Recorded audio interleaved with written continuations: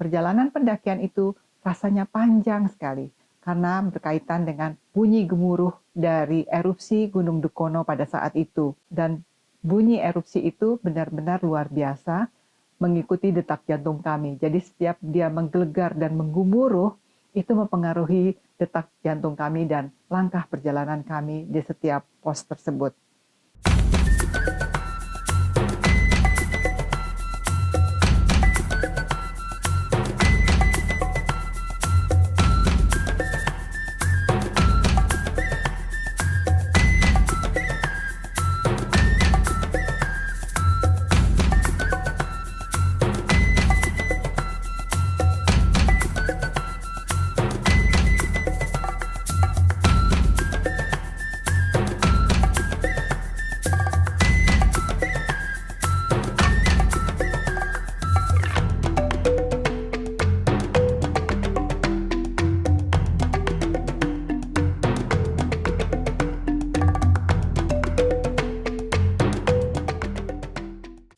Assalamualaikum warahmatullahi wabarakatuh. Saya Marisa dan saat ini saya sedang duduk di sebuah pojok kecil toko outdoor yang hangat, mengenang jejak-jejak langkah saya dalam sebuah perjalanan yang saya beri nama Perjalanan Menunduk.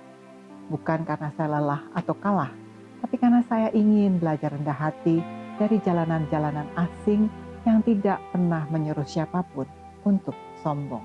Setelah turun dari Gunung Gamkonora, kami menuju ke Halmahera Utara.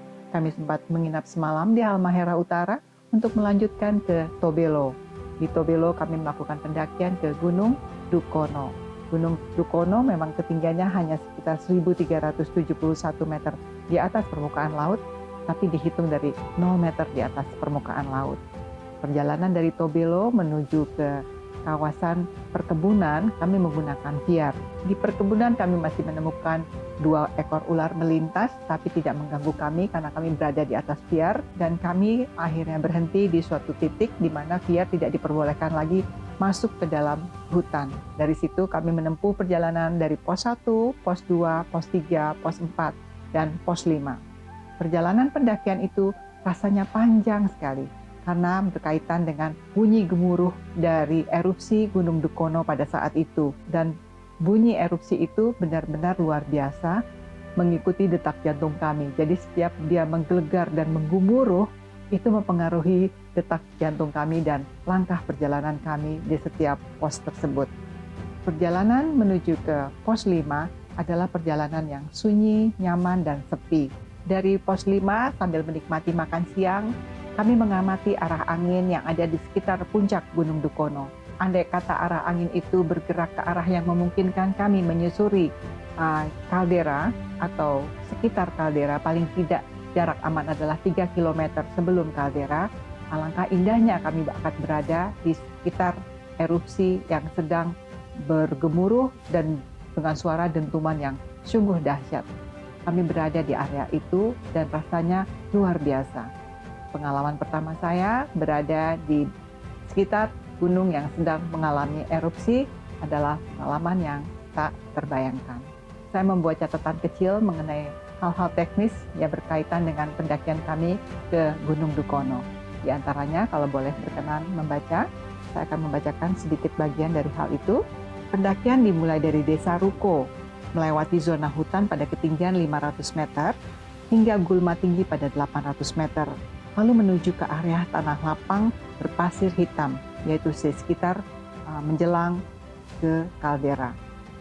Medan bervariasi, ada jalur tanah licin, ada aliran lava kuno, ada tebing kecil, ada abu berpori yang bisa membuat langkah tidak stabil.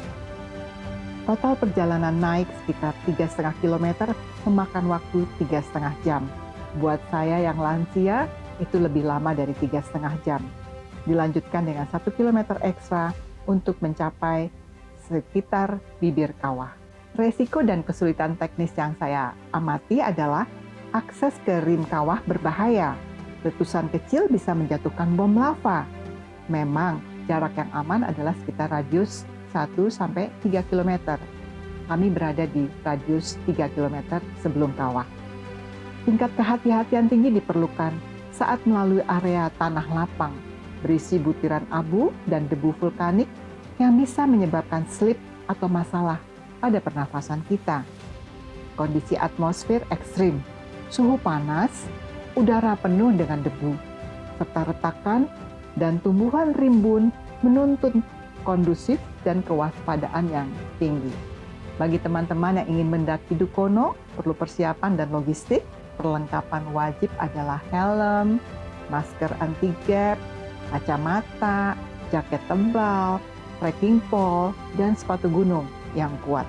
Pemandu lokal wajib, baik untuk arah dan keselamatan, serta informasi status vulkanik dari PVMBG. Waktu terbaik adalah saat matahari terbenam ke malam. Abu menurun dan pemandangan kembang api atau erupsi kecil di kawah lebih terlihat. Banyak pendaki memilih menginap di pos dengan ketinggian 946 meter untuk menyaksikan keindahan bola api kecil-kecil tersebut. Durasi pendakian 3,5 jam naik, 3,5 jam turun. Tapi yang terjadi pada saya adalah ketika kembali kami tiba di Desa Ruko pada jam 11 malam.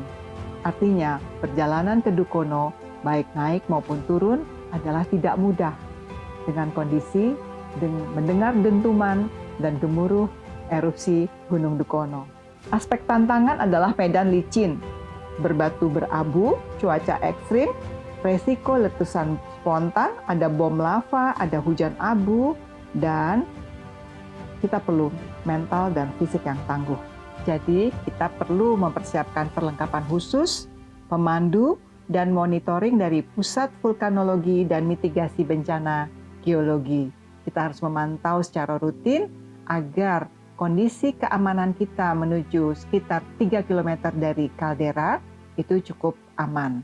Perjalanan saya menempuh pendakian ke Gunung Dukono di Halmahera Utara, Maluku Utara adalah pendakian yang memberikan esensi kepada saya bahwa pendakian yang berbahaya itu memberikan semacam pengertian dan hikmah kepada saya bahwa manusia itu kecil sekali. Jadi kita tidak perlu merasa pongah dan sombong karena ketika kita berada di semesta kita bukan siapa-siapa. Kita adalah zat kecil yang harus tunduk kepada kebesaran semesta dan penciptanya. Perjalanan menunduk mengajarkan saya bahwa yang paling berharga bukanlah tempat tujuan, tapi bagaimana kita menapakinya. Bahwa manusia tidak perlu menaklukkan dunia, cukup berdiri bersisian dengannya sambil menunduk, belajar, menerima, dan memahami. Maka mari terus melangkah, bukan untuk mencari sensasi, tapi untuk mengasah empati dan mengenal diri kita yang sesungguhnya. Saya Marisa. Terima kasih sudah menyimak. Wassalamualaikum warahmatullahi wabarakatuh.